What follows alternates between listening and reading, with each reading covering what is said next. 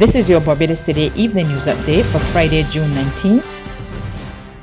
Government is considering combining face-to-face teaching with online learning when secondary and primary schools reopen in September. Word of this from Education Minister SANTIA Bradshaw, who on Friday acknowledged that it will be difficult to enforce physical distancing regulations with a full reopening of classes. She was speaking to reporters after receiving 160 tablets from the Capital Kids Project and the Amaron Trust. She says discussions with teachers' unions and other stakeholders are ongoing. Trying to get the entire school population back into the school plant will present challenges given the current restrictions. And therefore we have been looking at, whether it's staggered times, whether it is staggered classes coming back in or form levels coming back in. I think what we want to do first, though, is to assess how these 4 weeks work. Because having, say, 100 students per primary school presently in the school environment, I think it is about assessing at the end of this period as well, what were the challenges and how, with additional numbers, how are we going to be able to cope. The new owners of South Coast restaurant Primo Bar and Bistro are ready to do business. Today, investors Mark Maloney and Zari Evelyn, who invested $200,000 to revive the restaurant, are upbeat about its prospects. In early March, the restaurant operated by Chaps was abruptly closed down. Employees are still to receive their outstanding monies. But the new owners signaled better days are ahead, and they are banking on local support amid an uncertain business climate. Our interest is in the people that work for us, first and foremost.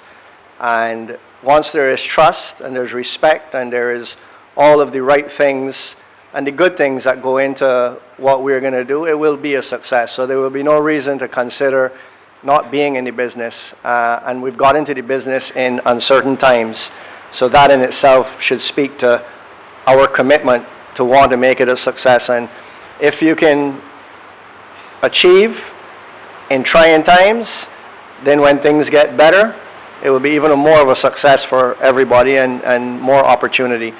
So to us, it's how we behave, and it's how the people that work for us behave, and how we do the right thing so that the customers that are coming here keep coming back. And then we have a successful business. The rest that goes on is all up to good structure and good protocols and everything that, that one would want to agree are the essence of a good business. These are very uncertain times in our economy and not probably the best time to be opening a new restaurant, quite frankly. But we are committed to getting it done. We believe we have a fantastic product and an ambience which is very unique. We are counting on the Bajan public to come out and dine with us and celebrate life, especially after the last few months with the lockdown and quarantine.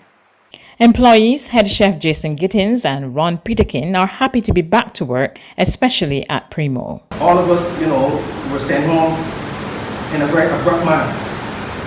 And that was really sad because all of us really dedicated to Primo.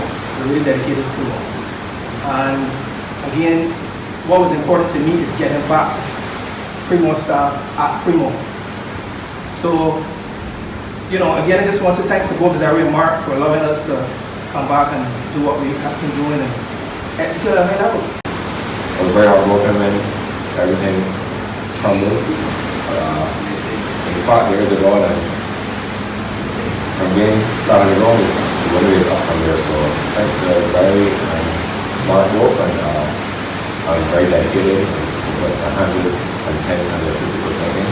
So yeah, we're back up and running. Let's do what we do best. The life of beloved educator Dame Olga Patricia Simmons was celebrated today. A small group of mourners, including Prime Minister Mia Mottley and Education Minister SANTIA Bradshaw, attended her funeral service at the James Street Methodist Church. Thousands viewed the service online.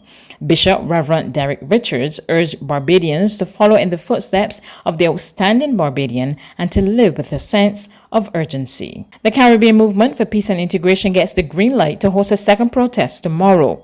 This time, the organization is headed to Hero Square in the city to call for the removal of the Admiral Lord Nelson statue from that location. General Secretary David Denny says the protest will be held from 11 in the morning to 1:30 p.m. We will make the call for Lord Nelson to be removed from our National Heroes Grid. So,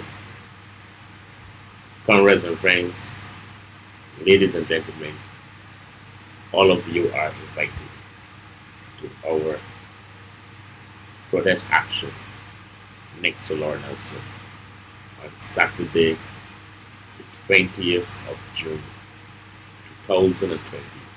There's regional and international news after this short break.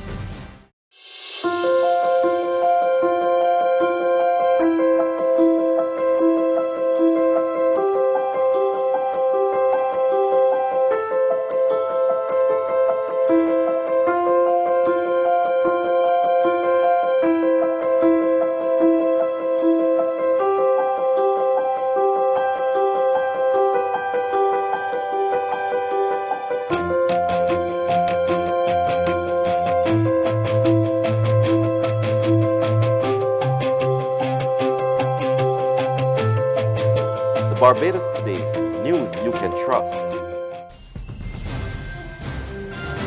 To regional news now, the Guyana Court of Appeal today agreed to accept a copy of the CARICOM recount report in a case brought by a Partnership for National Unity and Alliance for Change supporter to order the Guyana Elections Commission not to use all of the recount results. The court has ordered that lawyers representing all the parties The court has ordered that lawyers representing all the parties meet tomorrow. More in this report from Newsroom Guyana. It has been over 100 days since the elections was held, and the court today managed to deal with the applications from persons and other parties who want to be a part of the case and give them time to present their responses, and the court will meet again at 11 tomorrow to deal with this matter, to deal with hearings. And the judges were Mr. Brassington Reynolds, Mr. Rishi Prasad, and Ms. Dawn Gregory Barnes. Tomorrow, when they meet, they will also decide on a date for the actual ruling in the matter. As you know, the Chief Elections Officer was expected to present his report on the final recount results yesterday to pave the way for the Commission to meet and discuss that report and to declare the results of the election, which showed that the People's Progressive Party won the elections by over 15,000 votes.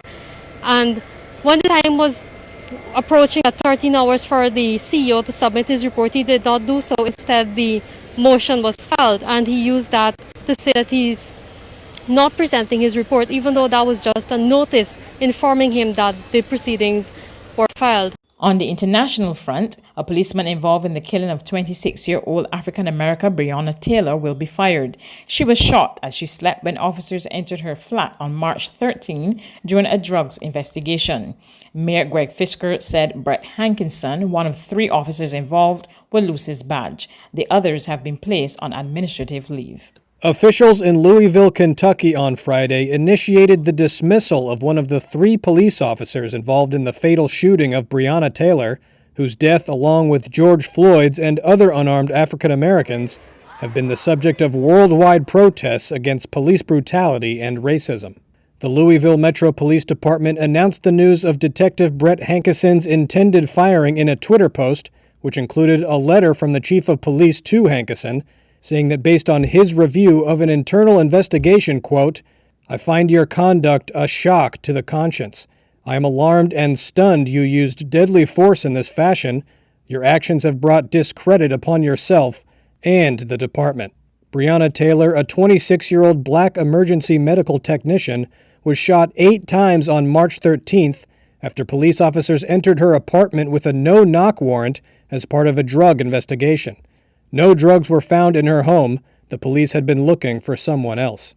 The news of Hankison's initiated dismissal is likely to come as little comfort to protesters and activists who for months have been demanding the prosecution of Hankison and 2 other police officers involved in Taylor's death. That's news, but for the very latest, visit our website at www.barbadostoday.bb.